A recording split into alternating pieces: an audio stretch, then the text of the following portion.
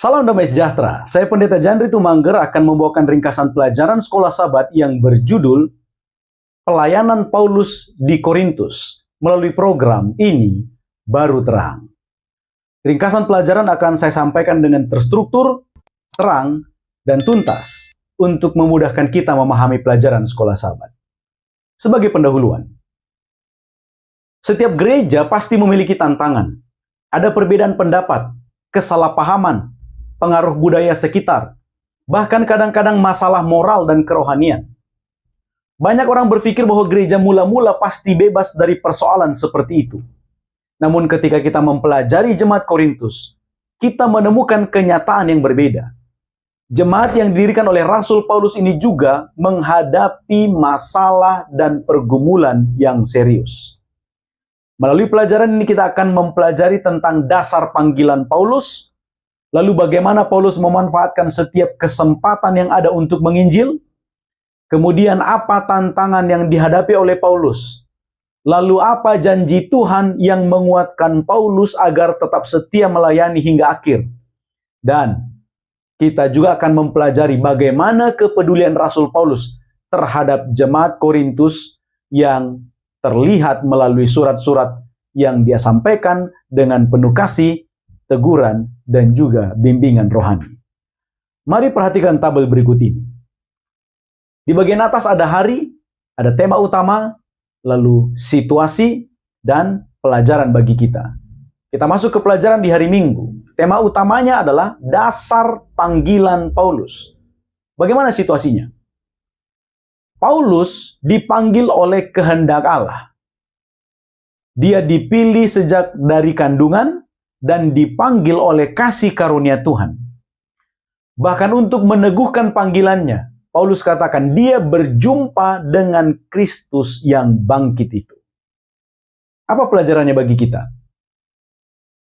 Pelayanan akan kuat berdiri bila mana kita yakin bahwa Tuhan yang memanggil dan mengutus kita. Lalu yang kedua, setiap orang harus setia dalam kapasitas apapun mereka dipanggil. Itu fokus pelajaran untuk hari Minggu. Sekarang kita ke pelajaran di hari Senin.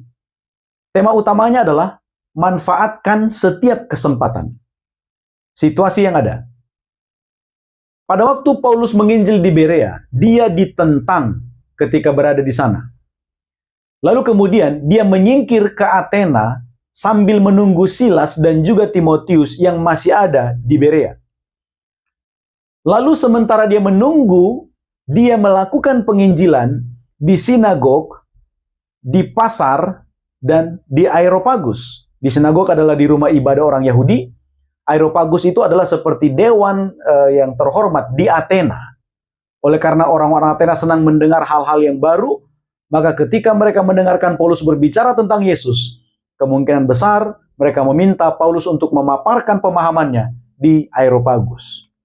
Lalu apa pelajarannya bagi kita? Pelajarannya bagi kita adalah orang percaya harus melihat setiap situasi sebagai kesempatan untuk bersaksi. Tentang tempat, waktu, dan metode itu bisa berbeda-beda. Akan tetapi, Kristus yang harus menjadi pusat pemberitaan. Kita harus memanfaatkan setiap kesempatan yang ada untuk menceritakan tentang Kristus. Itu fokus pelajaran di hari Senin. Sekarang kita ke pelajaran di hari Selasa. Tema utamanya adalah tantangan memberitakan Injil. Bagaimana situasinya? Pertama, Korintus itu adalah kota perdagangan yang kaya dan strategis. Jadi Paulus berpikir kalau itu dapat dijangkau, maka Injil dapat dengan mudah tersebar. Lalu yang kedua, kota itu juga penuh dengan penyembahan berhala, pluralisme, dan kemerosotan moral. Lalu yang ketiga, sementara Paulus menginjil, dia juga harus menafkahi dirinya sendiri lewat memproduksi dan juga menjual tenda. Itulah situasi yang dihadapinya. Apa pelajarannya bagi kita? Penginjilan tentu akan menghadapi tantangan budaya, nilai-nilai duniawi, dan gaya hidup yang tidak sesuai dengan firman Tuhan. Akan tetapi, dalam situasi seperti itu, Injil tetap harus diberitakan dengan setia.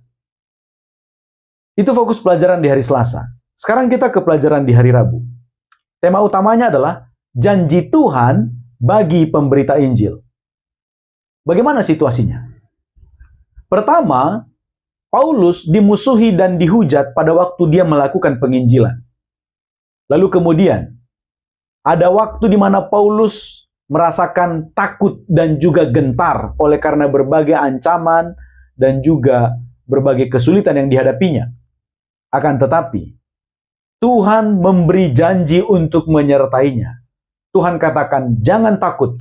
Sebagaimana yang Tuhan pernah katakan kepada Yesaya, jangan takut, aku menyertai engkau. Apa pelajarannya bagi kita? Pertama, Tuhan mengetahui pergumulan umat-umatnya dalam melakukan penginjilan. Lalu yang kedua, Tuhan memberikan janji penyertaan dan perlindungan pada waktu umat-umatnya dengan setia menyampaikan pekabaran Injil. Itu fokus pelajaran di hari Rabu. Sekarang kita ke pelajaran di hari Kamis. Tema utamanya adalah kepedulian Paulus terhadap jemaat. Bagaimana situasinya? Pertama, Paulus mendengar laporan dari keluarga Chloe bahwa masalah ada di jemaat Korintus. Masalah itu tentang perpecahan yang terjadi, amoralitas, tuntutan hukum, dan juga prostitusi. Lalu yang kedua, Paulus juga menerima surat yang berisi tentang pertanyaan-pertanyaan sehubungan dengan masalah yang terjadi di jemaat. Tentang pernikahan, perceraian, selibat, persembahan kepada berhala, sikap dalam beribadah, karunia rohani, termasuk tentang kematian dan juga kebangkitan. Lalu yang dilakukan Paulus adalah, Paulus merespons dengan menulis surat kepada jemaat Korintus. Melalui surat itu dia menegur, mengajar, dan membimbing mereka dengan kasih. Jadi jika Paulus tidak dapat mengunjungi jemaat itu dalam waktu dekat, dia akan menulis surat. Apa pelajarannya bagi kita? Pelayanan sejati tidak hanya memberitakan Injil. Setelah Injil diberitakan dan orang lain menerimanya, maka yang kemudian dilakukan adalah membina, memperhatikan, dan dengan kasih menolong agar umat itu sama-sama bertumbuh dalam iman dan dalam pengenalan akan Kristus. Inilah ringkasan pelajaran sepanjang minggu ini. Semoga menolong kita memahami kemana arah pelajaran ini. Sebagai kesimpulan, Tuhan tidak mencari orang yang sempurna untuk melayaninya, tetapi orang yang bersedia menjawab panggilannya. Seperti Paulus, kita dipanggil untuk setia memberitakan Kristus, memanfaatkan setiap kesempatan untuk bersaksi, tetap teguh menghadapi tantangan, dan percaya pada janji penyertaan Tuhan.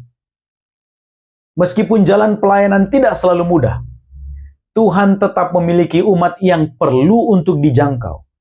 Dan Tuhan akan menyertai setiap orang yang bekerja baginya. Oleh karena itu, mari kita melayani dengan keberanian, ketekunan, dan kasih. Sambil kita percaya bahwa Tuhan dapat memakai hidup kita untuk membawa orang lain semakin dekat kepada Kristus. Ini baru terang.